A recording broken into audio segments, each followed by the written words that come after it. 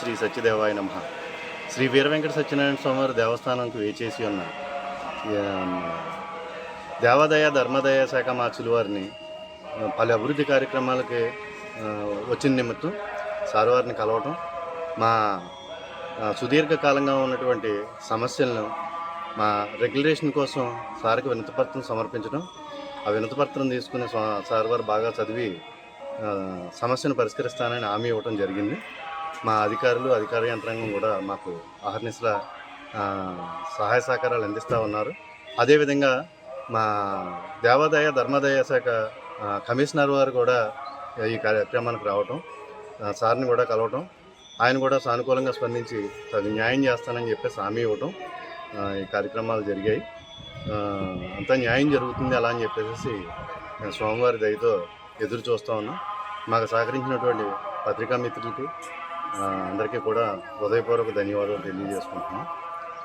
Thank you. సమస్య చెప్పలేదు కదా. దేవాయ నమః.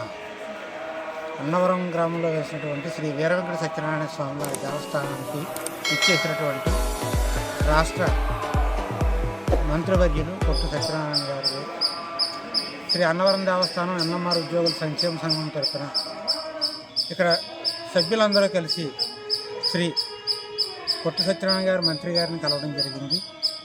మంత్రి గారు సౌహృదయంతో మా యొక్క సాధక బాధలను ఆలకించి మీకు న్యాయం చేస్తాను అని హామీ ఇచ్చారు. దీనికి మేము చాలా సంతోషించాం. అలాగే అభివృద్ధి కార్యక్రమాలకు ఇచ్చేసినటువంటి రాష్ట్ర దేవాదాయ శాఖ కమిషనర్ వారికి కూడా ఒక వినతి పత్రం ఇచ్చుకోవడం జరిగింది. ఆయన కూడా స్పందించి మీ కార్యక్రమాలను మీరు యథావిధిగా చేయండి, నాకు తోచిన విధంగా దీనిపై ప్రత్యేకంగా శ్రద్ధ తీసుకుని నేను చేస్తానని చెప్పేసి మాట ఇవ్వడం జరిగింది. అందువల్ల మేమందరం కూడా చాలా సంతోషిస్తున్నాం. మేమందరం కూడా సుమారు 30 సంవత్సరాల నుంచి శ్రీ దేవస్థానంలో శ్రీ స్వామివారినే నమ్ముకుని ఎప్పటికైనా మా జీవితాలు బాగుపడతాయి అనే ఉద్దేశంతో అతి తక్కువ వేతనంతో ఇన్ని రోజులు పనిచేసుకుంటూ వస్తున్నాం. ప్రస్తుతం మేమందరం కూడా బేసిక్ పే 20,000 వేతనంతో పనిచేస్తూ ఉన్నాం. స్వామివారి దయ వల్ల, అధికారుల దయ వల్ల, పాత్రికేయులందరూ దయ వల్ల మాకు ఈ సంవత్సరం రెగ్యులైజేషన్ అవుతుంది. జగన్ గారు ఇచ్చిన జీవో అమలు చేసి మా అందరి జీవితాల్లో వెలుగు నింపుతారని చెప్పేసి కోరుకుంటూ సెలవు తీసుకుంటున్నాను. జై సత్యదేవ.